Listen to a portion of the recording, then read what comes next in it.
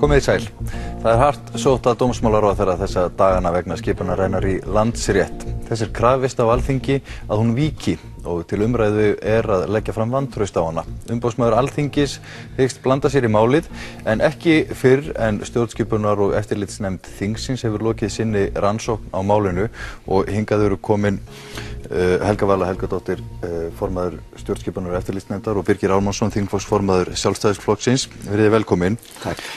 Helga, það var mikið, það var tekist á þinginu í dag. Þú ert og þið í nefndinni eru sökuð einhvers konar skrípaleiki með því að standa fyrir þessari rannsókn. Nú fallinn hæstaréttardómur í málinu. Hvað það sem á að rannsaka? Já, við vorum kannski ekki öll sökuð einhverja skrípaleiki. Það var svona vissulega tekist svolítið harkalega á þinginu og var verið að tala um að þetta væri einhvers konar pólitískt leikhús sem ætti sér stað þarna.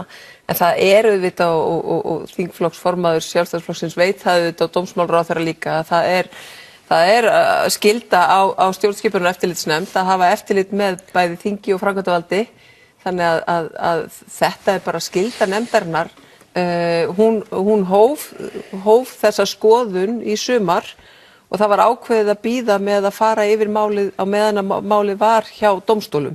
Þú segir það búið að fella dóm, vissulega, en ég tel og ég veit að fleiri eru sammála því, meðal annars forsætisráðherra, að það sé eðlilegt að stjórnskipunar- og eftirlitsnefnd fari ofan í saumana á allt, bara á þessu öllu ferlinu.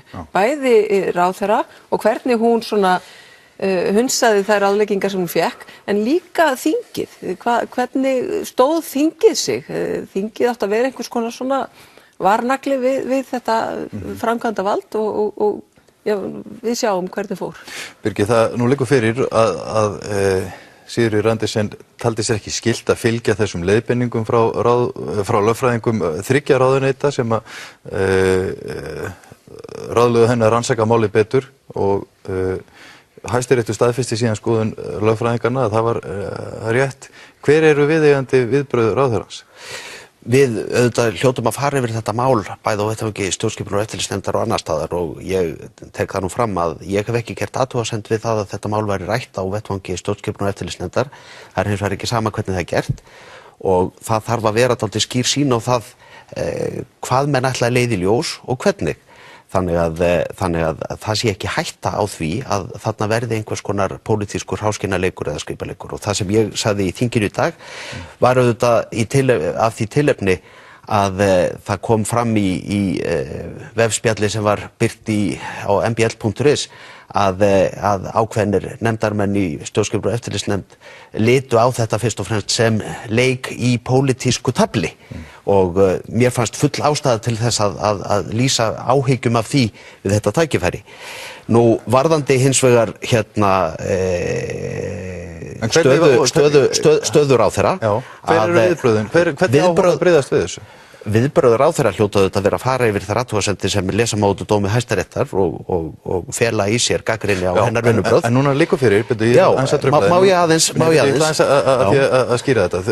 Það liggur núna fyrir og kemur fram nýlega að hún fekk leiðbeiningar frá lögfræðingum 3 ráðuneyta, hún kýs að fylgja því ekki. Nei, sjáðu til. Það auðvitað þannig í þessu. Hver ábyrgð hennar í því? Ábyrgð hennar auðvitað svo að hún ber ábyrgð á þeim ákvörðunum sem hún tekur og það auðvitað þannig að ráðherra leitar auðvitað álits margra þegar að hún tekur afstöðu og verður að meta það hvaða ráð og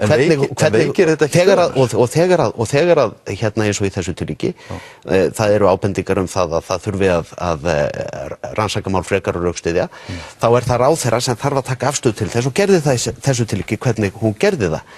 Ég meina það liggur auðvitað fyrir að rannsóknarregla stjórnsýsluréttar matskend regla og það ekki ein leið til þess að rannsaka mál til fulls. En lögfræðingarnir virðist hafa þessa skoðun. Já, ég meina, sú skoðun hefur komið fram. Já. En ég segi bara aftur þetta að þá skiptir það máli þegar við horfum á það hvert verkefni þingsins núna.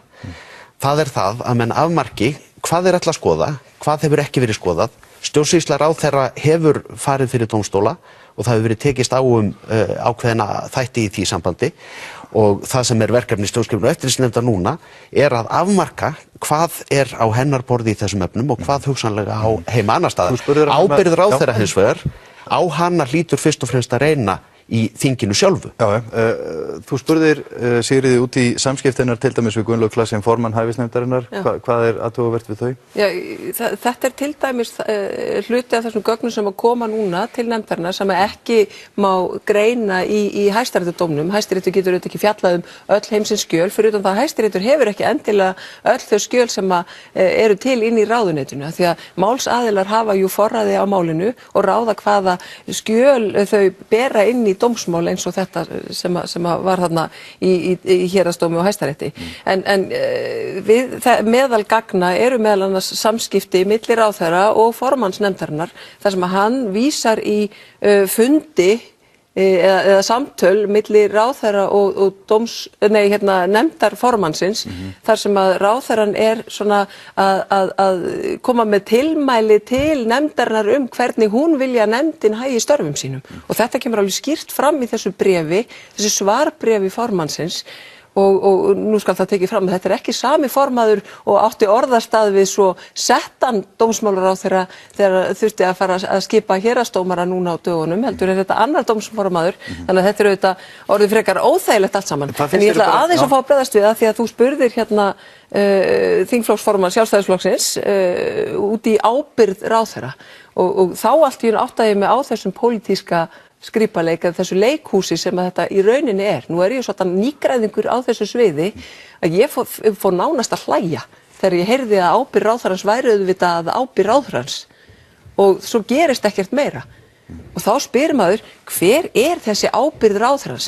Jú, við skattgreiðendur borgum bætur, nú kom inn fjórði maðurinn sem að fara í mál við íslenska ríkið og hann mun væntanlega leggja fram 20 milljóna kröfu skaðabótakröfu á hendur ríkinu og það eru við sem að borgum það. Nú ef að pólitísk ábyrgð ráðherrans engin heldur vegna þess að þingmönnum Sjálfstæðisflokks finnst þetta bara ekkert tiltökumál þá spyr maður hver ábyrgð ráðherrans? Af því ábyrgð hennar fullkomlega ósýnileg. Pólitísk ábyrgð mæld með því að sjá hvort að ráðherra hefur stuðning til þess að sitja áfram í þinginu. Ráðherrar eins og aðrir stjórnmálamenn þurfa líka með reglulegum hætti að ganga til kosninga. Þar getur reynt á pólitíska ábyrgð. Rétt í lokin af því að tíminn að verða búinn, heldur þú að þingmenn samstarfsflokkana muni styðja ráðherrann eftir því sem málinu vindur fram ef það kemur til dæmis vantrauststillögu? Ég er ekki í vafa um það.